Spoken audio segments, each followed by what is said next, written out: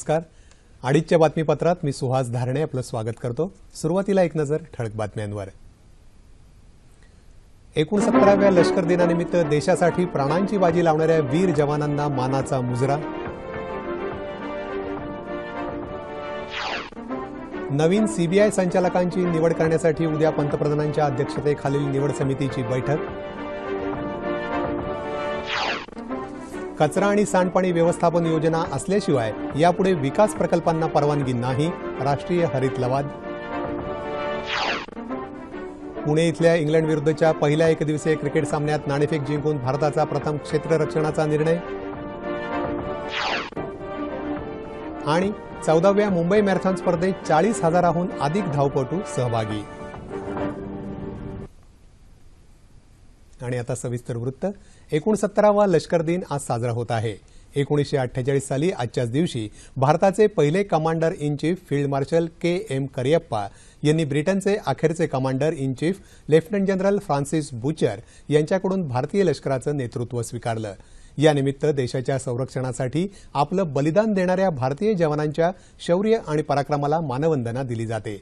लष्कर प्रमुख जनरल बिपिन रावत, हवाई दल प्रमुख B.S. धनोआ तसंच नौसेना अध्यक्ष सुनील लांबा यांनी आज नवी दिल्लीतल्या इंडिया गेट जवळील अमर जवान ज्योती इथं पुष्पचक्र वाहून आदरांजली अर्पण केली.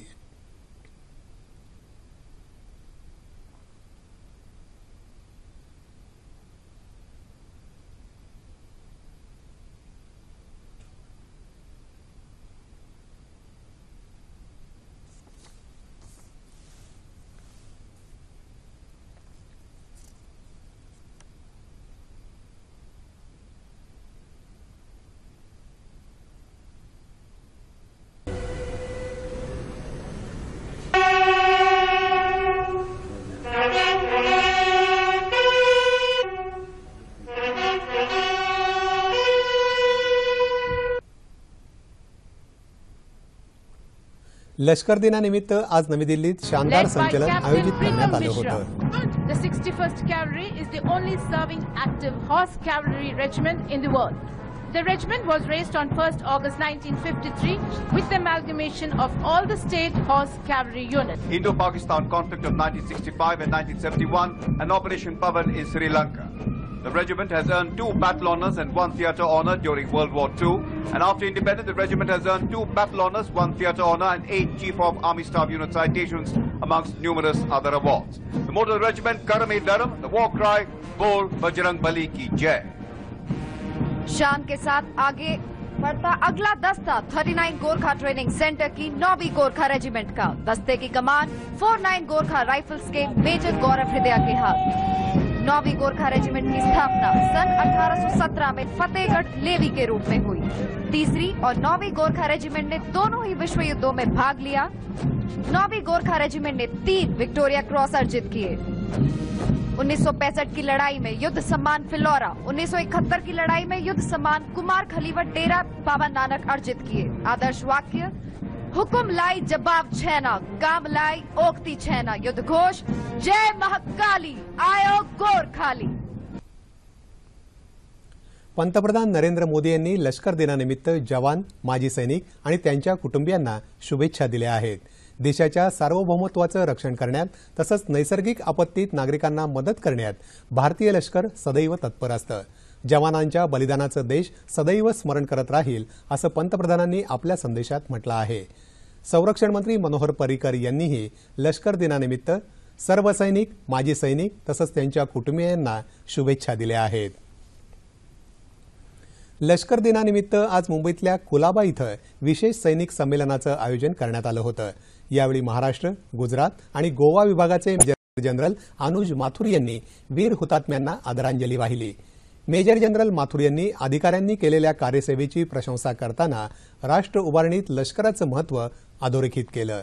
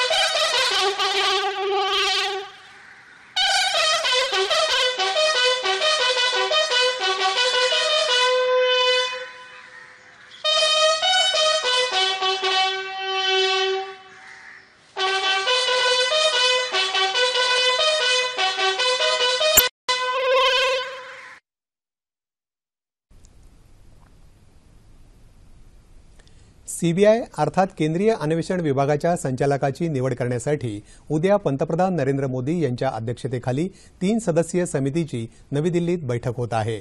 निवड समितीमध्ये पंतप्रधान मोदी तसंच काँग्रेस नेते मल्लिकार्जुन खरगे आणि सरन्यायाधीश अथवा त्यांच्या प्रतिनिधींचा समावेश आहे. अनिल सिन्हा 2 डिसेंबरला सीबीआय संचालक पदावरून निवृत्त झाल्यानंतर गेला महिनाभर संचालक पद रिक्त आहे. सध्या राकेश अस्थाना यांच्याकडे सीबीआयच्या हंगामी संचालक पदाचा कार्यभार आहे. सीबीआय संचालक पदाच्या विचारार्थ 45 वरिष्ठ पोलीस अधिकाऱ्यांची यादी पंतप्रधान कार्यालयाकडे पाठवण्यात आली आहे. वरिष्ठ पोलीस अधिकारी कृष्णा चौधरी, अरुणा बहुगुणा आणि सतीश माथुर यांची नावं संचालक पदासाठी चर्चेत आहेत. ज्या प्रस्तावित विकास प्रकल्पातून कचरा आणि सांडपाणी निर्माण होण्याची शक्यता आहे त्यांनी कचरा तसंच सांडपाण्यावर प्रक्रिया करून त्याची विल्हेवाट लावण्याची योजना सादर केल्याशिवाय त्यांना परवानगी देण्यात येणार नाही असं राष्ट्रीय हरित लवादानं स्पष्ट केलं आहे. कुठलाही विकास प्रकल्प, गृहनिर्माण प्रकल्प तसंच औद्योगिक किंवा व्यावसायिक प्रकल्पातून कचरा आणि सांडपाणी निर्माण होणारच हे गृहीत धरून यासंदर्भात ठोस योजना सादर करणं आवश्यक असल्याचं राष्ट्रीय हरित लवादानं मुख्य न्यायाधीश स्वतंत्र कुमार यांच्या अध्यक्षतेखालील पीठानं स्पष्ट केलं आहे. व्यक्ती, समाज आणि विविध जनसमुदायांमध्ये सेतू बांधण्याची गरज आहे असं प्रतिपादन पंतप्रधान नरेंद्र मोदी यांनी केलं आहे. चेन्नई इथून प्रसिद्ध होत असलेल्या तुगलक या तामिळ भाषेतल्या नियतकालिकाच्या 47व्या वर्धापन दिनानिमित्त आयोजित कार्यक्रमात ते बोलत होते. मन तोडण्याऐवजी हास्य हे मन जोडण्याचं काम करतं आणि आज त्याचीच खरी गरज आहे असं पंतप्रधान म्हणाले. तुगलकच्या माध्यमातून या नियतकालिकाचे संपादक चो रामास्वामी यांनी वाचकांना हसवण्याचं तसंच लोकशाही मूल्य आणि राष्ट्रीय हिताचं संरक्षण केलं. रामास्वामी यांच्या उपरोधिक लिखाणानं त्यांची टीका अधिक आपलीशी केली. त्यामुळेच हास्य हे सर्वोत्कृष्ट औषध असून इतर कोणत्याही शस्त्रापेक्षा ते प्रबळ आहे असं पंतप्रधान म्हणाले.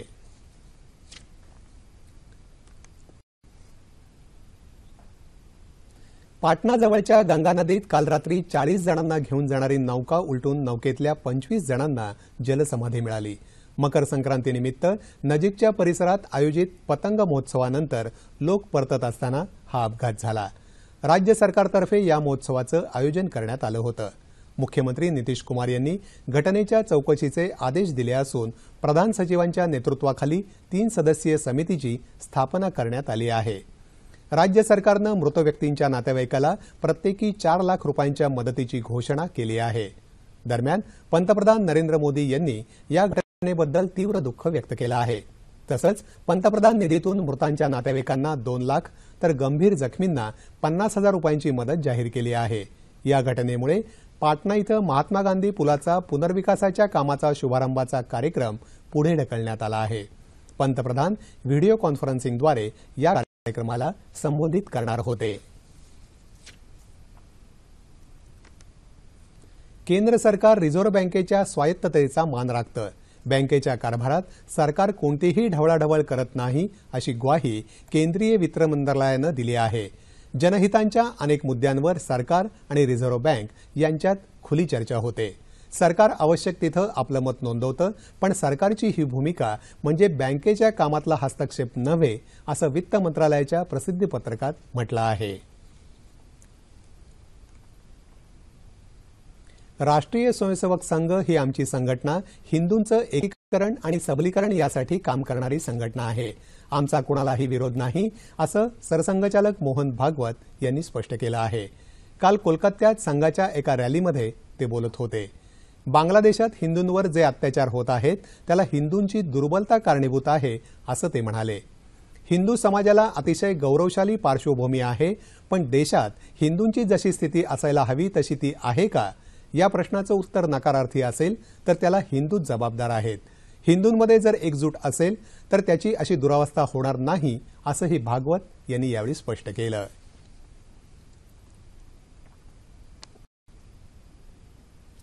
समान श्रेणी, समान निवृत्ती वेतन या मागणीसह सैनिकांच्या सगळ्याच मागण्यांबाबत सरकार संवेदनशील असून त्या पूर्ण करण्याकरता कसोशीनं प्रयत्न केले जातील. पण काही समाजविघातक घटक मात्र याबाबत जनतेचं मत कलुषित करण्याचा प्रयत्न करत आहेत असं संरक्षण राज्यमंत्री सुभाष भामरे यांनी म्हटलं आहे. काल नवी दिल्लीत ज्येष्ठ सैनिकांच्या गौरवानिमित्त आयोजित करण्यात आलेल्या एका समारंभात ते बोलत होते. या आधीच्या सरकारनं सैनिकांसाठी काहीही केलं नाही, पण समान श्रेणी समान निवृत्ती वेतन या प्रश्नाबाबत पंतप्रधान नरेंद्र मोदी यांनी आपलं आश्वासन पाळलं आहे. गेली 40 वर्ष या प्रश्नावर तोडगा निघाला नव्हता.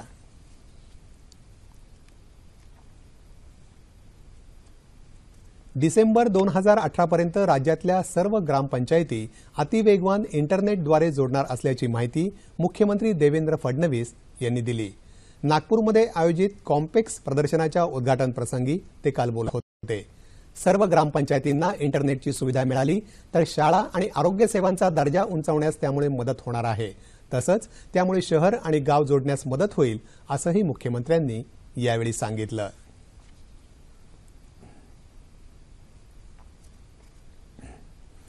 खासगी किंवा सार्वजनिक क्षेत्र देशाचा विकास करू शकलं नाही, म्हणूनच सर्वांगीण विकासासाठी देशातली सहकार चळवळ टिकवणं आणि वाढवणं अत्यावश्यक असल्याचं मत रेल्वेमंत्री सुरेश प्रभू यांनी व्यक्त केलं आहे.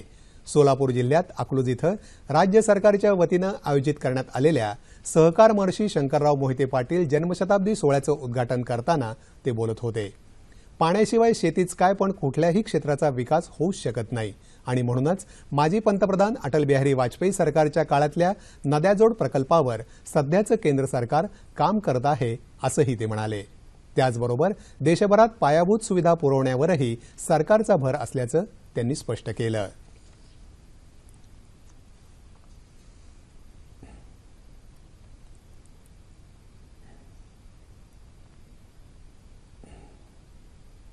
मुंबई महानगरपालिकेच्या आगामी निवडणुकांसाठी 2012 सालाप्रमाणेच महायुती व्हावी अशी आमची इच्छा आहे. जागा वाटपावरून भाजपा शिवसेना युतीत वाद असल्यानं महायुतीची शक्यता कमी आहे असं रिपब्लिकन पार्टी ऑफ इंडियाचे अध्यक्ष रामदास आठवले यांनी म्हटलं आहे.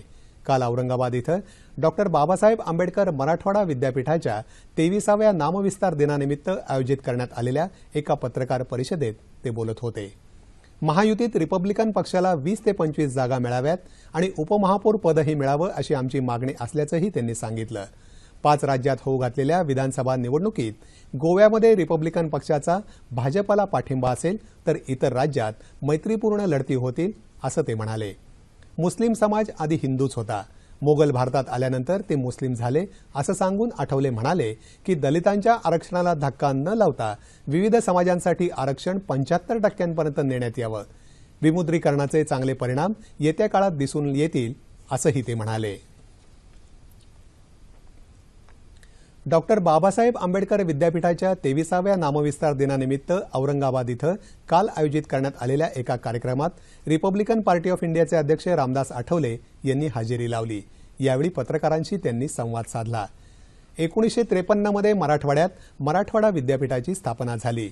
या विद्यापीठाला बाबासाहेबांचं नाव द्यावं अशी मागणी 1978 पासून पुढे आली. तब्बल 17 वर्षांच्या लढ्यानंतर 14 जानेवारी 1994ला या विद्यापीठाचं डॉक्टर बाबासाहेब आंबेडकर मराठवाडा विद्यापीठ असं नामांतर करण्यात आलं.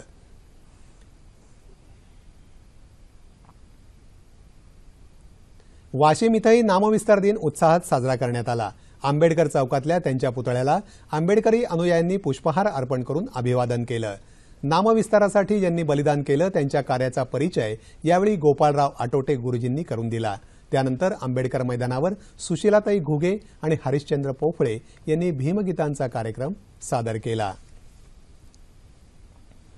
राज्यात होऊ घातलेल्या महानगरपालिका आणि जिल्हा परिषद निवडणुकीत भारिप बहुजन महासंघ स्वबळावर निवडणूक लढवणार असून कोणत्याही पक्षाशी युती करणार नाही अशी माहिती भारिप बहुजन महासंघाचे अध्यक्ष प्रकाश आंबेडकर यांनी दिली.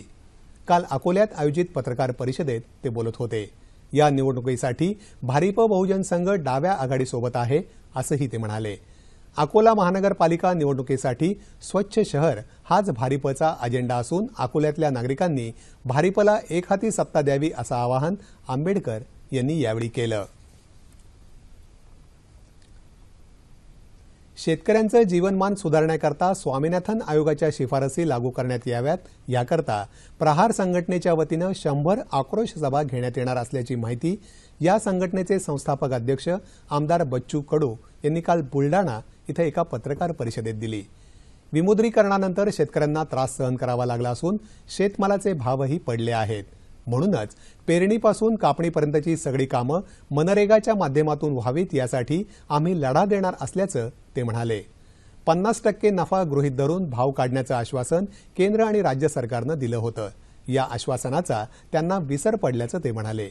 प्रधानमंत्री आवास योजनेअंतर्गत सगळ्यांसाठी घरं देण्याची योजना सरकारनं आखली असली तरी शहरी भागासाठी 3.5 लाख रुपये तर ग्रामीण भागासाठी केवळ 96,000 रुपये देण्यात येत असून ही विषमता दूर करावी अशी मागणीही त्यांनी यावेळी केली. आगामी जिल्हा परिषद आणि पंचायत समित्यांच्या निवडणुका प्रहार संघटना स्वबळावर लढणार असल्याचंही ते म्हणाले. विशेष मुलांच्या कलागुणांना व्यासपीठ उपलब्ध करून देण्यासाठी पुण्यातल्या Leo club of Poona nature lovers या संस्थेतर्फे काल एपिक महोत्सव 2017चं आयोजन करण्यात आलं होतं. विशेष मुलांना प्रोत्साहन देण्यासाठी त्यांच्यातले कलागुण समाजासमोर यावेत या उद्देशानं हा महोत्सव आयोजित करण्यात आला होता. महोत्सवाचं हे 3रं वर्ष आहे. यावेळी दिव्यांग मुलामुलींनी मराठी, हिंदी गाण्यांवर नृत्य गायनासह विविध कलाविष्कार सादर केले. महोत्सवात पुणे परिसरातल्या 50 विशेष शाळांमधल्या 1000हून अधिक विद्यार्थ्यांनी सहभाग घेतला. यावेळी सायकलपटू भरत चव्हाण यांना सन्मानचिन्ह देऊन गौरवण्यात आलं.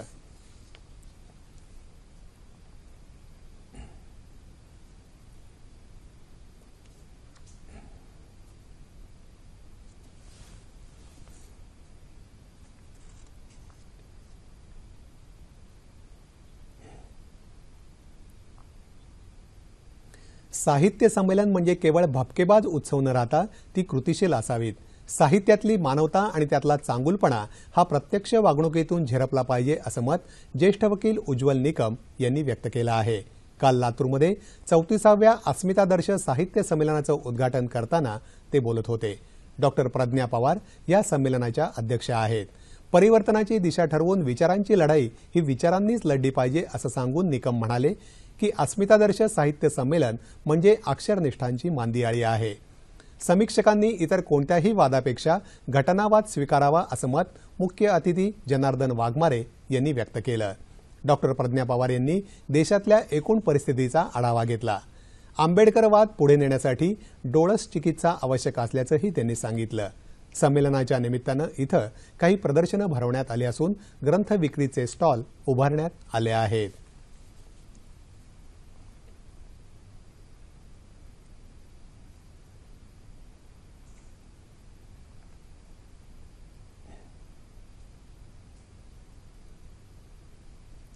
कविता म्हणजे काय याचं अंतिम उत्तर अद्याप सापडलेलं नाही. यातच कवितेचं सामर्थ्य दडलेलं आहे. कवितेचं कलाकृती पण शोधून काढणं हेच समीक्षेचं अंतिम उद्दिष्ट आहे असं प्रतिपादन काल समीक्षक डॉक्टर दिलीप धोंडगे यांनी व्यक्त केलं. परभणी इथं काल त्यांना शब्द सह्याद्री साहित्य पुरस्कारानं गौरवण्यात आलं. त्यावेळी ते बोलत होते. परभणीत शब्द सह्याद्री प्रतिष्ठानच्या वतीनं गेल्या 10 वर्षांपासून कवितेला वाहून घेतलेल्या अभ्यासकांना शब्द सह्याद्री पुरस्कार देऊन गौरवण्यात येतं. यावर्षी ज्येष्ठ कादंबरीकार राजन गवस यांच्या हस्ते धोंडगे यांना हा पुरस्कार प्रदान करण्यात आला. कविता समाजाला सतत जागृत ठेवण्याचं काम करते. त्यासाठी समीक्षा व्यवहार ही निरंतर प्रक्रिया असते असं धोंडगे यांनी यावेळी सांगितलं. यानिमित्त कवी संमेलनही आयोजित करण्यात आलं होतं. या कार्यक्रमाला कवी इंद्रजित भालेराव, कथालेखक आसाराम लोमटे उपस्थित होते. आपल्यावर सुसंस्कार करणाऱ्या आईवडिलांना कधीही विसरू नका. तेच तुमच्यासाठी सर्वोच्च आहेत. समाज सुधारण्याची प्रक्रिया विद्यार्थी दशेपासून सुरू होते हे लक्षात ठेवा असा मोलाचा सल्ला माजी सहाय्यक शिक्षण संचालक संपतराव गायकवाड यांनी कुमारवयातील विद्यार्थ्यांना दिला आहे. काल सोलापूर जिल्ह्यात वळीवडे इथं आयोजित करण्यात आलेल्या 5व्या बालकुमार साहित्य संमेलनात प्रमुख पाहुणे म्हणून ते बोलत होते. निशांत कोरवडे हा बालसाहित्यिक या संमेलनाचा अध्यक्ष आहे. या संमेलनात कथाकथन, कवी संमेलन आदी कार्यक्रम आयोजित करण्यात आले होते. मुंबईच्या ऐतिहासिक वारशांचा प्रचार आणि त्याचं जतन करण्याच्या उद्देशानं काल मुंबईतल्या एशियाटिक लायब्ररीच्या पायऱ्यांवर मुंबई संस्कृती या शास्त्रीय संगीत महोत्सवाचं आयोजन करण्यात आलं होतं.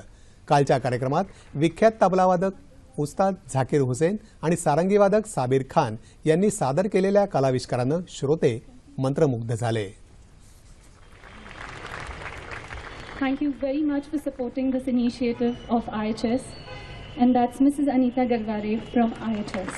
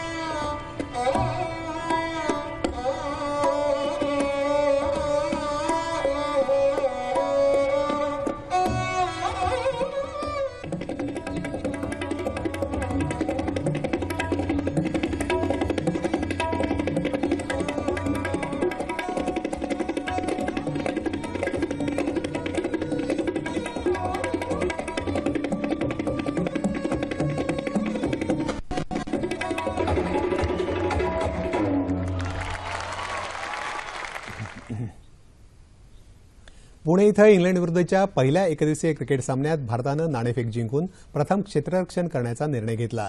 युवराज सिंगचं भारतीय संघात पुनरागमन झालं असून भारतीय संघातून अजिंक्य रहाणे, मनीष पांडे, भुवनेश्वर कुमार आणि अमित मिश्राला वगळण्यात हा पहिलाच मर्यादित षटकांचा सामना असून त्याच्या कामगिरीकडे सर्वांचं लक्ष लागलं आहे. इंग्लंडचा सलामीवीर अलेक्स हेल्स 9 धावा करून तांबूत परतला. उमेश यादवच्या गोलंदाजीवर जसप्रीत बुमराहनं केलेल्या अचूक फेकीमुळे तो धावचीत झाला. शेवटचं वृत्त हाती आलं तेव्हा इंग्लंडच्या 2 गडी बाद 108 धावा झाल्या होत्या. आणि या सामन्याचं ताजं वृत्त जाणून घेण्यासाठी जाऊयात थेट गहुंजे इथं. इंग्लंडच्या 20 षटकात 111 धावा झाल्यात. आणि आता बातमी मॅरेथॉनची. प्रतिष्ठेच्या समजल्या जाणाऱ्या 14व्या मुंबई मॅरेथॉनमध्ये जगभरातल्या 218 धावपटूंसह 40,000हून अधिक धावपटू सहभागी झाले होते. पुरुषांच्या पूर्ण एलिट मॅरेथॉनमध्ये टांझानियाच्या अल्फान्सो सिम्बूनं बाजी मारली. केनियाचा जोशुआ किरकोरीर दुसऱ्या तर केनियाचाच एल्युड बानगेटिन्यू तिसऱ्या क्रमांकावर राहिला. महिलांच्या पूर्ण एलिट मॅरेथॉनमध्येही आफ्रिकन धावपटूंचंच वर्चस्व दिसून आलं. केनियाची बोर्निस किटूर पहिल्या स्थानावर राहिली तर इथिओपियाच्या चालू ताफा आणि टिगिस्ट गिरमानं अनुक्रमे दुसरा आणि तिसरा क्रमांक पटकावला. अर्ध मॅरेथॉनमध्ये पुरुष गटात जी लक्ष्मण प्रथम, सचिन पाटील दुसऱ्या क्रमांकावर तर दीपक कुंभार तिसऱ्या स्थानावर राहिला. महिला गटात महाराष्ट्राच्या धावपटूंनी बाजी मारली असून मोनिका आत्रे पहिल्या क्रमांकावर तर मीनाक्षी पाटील दुसऱ्या क्रमांकावर राहिले. उत्तर प्रदेशची अनुराधा सिंग तिसरी आली. हौशी स्पर्धकांच्या पूर्ण मॅरेथॉनला पहाटे 5:40 तर भारतीय ॲथलेटिक्सच्या पूर्ण मॅरेथॉनला 7:20 सुरुवात झाली. अर्ध मॅरेथॉनला वरळी डेअरी इथून सुरुवात झाली. स्पर्धकांना प्रोत्साहन देण्यासाठी केंद्रीय क्रीडा मंत्री विजय गोयल, मुख्यमंत्री देवेंद्र फडणवीस यांच्यासह सोनाली बेंद्रे, जॉन अब्राहम आणि इतर नामवंत उपस्थित होते.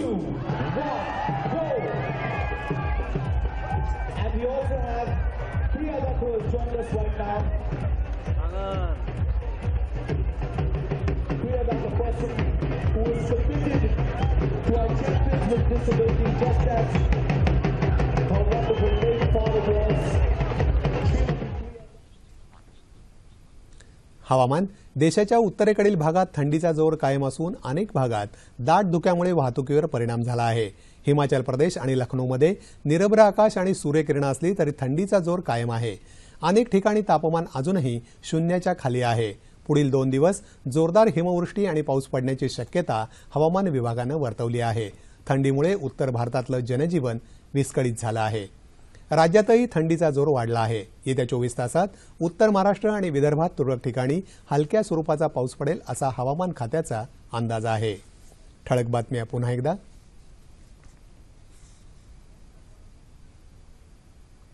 69व्या लष्कर दिनानिमित्त देशासाठी प्राणांची बाजी लावणाऱ्या वीर जवानांना मानाचा मुजरा. नवीन सीबीआय संचालकांची निवड करण्यासाठी उद्या पंतप्रधानांच्या अध्यक्षतेखालील निवड समितीची बैठक. कचरा आणि सांडपाणी व्यवस्थापन योजना असल्याशिवाय यापुढे विकास प्रकल्पांना परवानगी नाही, राष्ट्रीय हरित लवाद. पुणे इथल्या इंग्लंड विरुद्धच्या पहिल्या एकदिवसीय क्रिकेट सामन्यात नाणेफेक जिंकून भारताचा प्रथम क्षेत्ररक्षणाचा निर्णय. आणि 14व्या मुंबई मॅरेथॉन स्पर्धेत 40,000हून अधिक धावपटू सहभागी. दूरदर्शनच्या राष्ट्रीय वाहिनीवरून हैदराबाद इथं होणाऱ्या एबीयू नृत्य महोत्सवाचं संध्याकाळी 5:30 वाजल्यापासून थेट प्रसारण करण्यात येणार असल्यानं आज संध्याकाळी 7च्या बातमीपत्राच्या वेळेत बदल करण्यात आला आहे. आज हे बातमीपत्र संध्याकाळी 5 वाजता प्रसारित होईल. तेव्हा पुन्हा भेटूया संध्याकाळी 5 वाजता आपल्या सह्याद्री वाहिनीवर.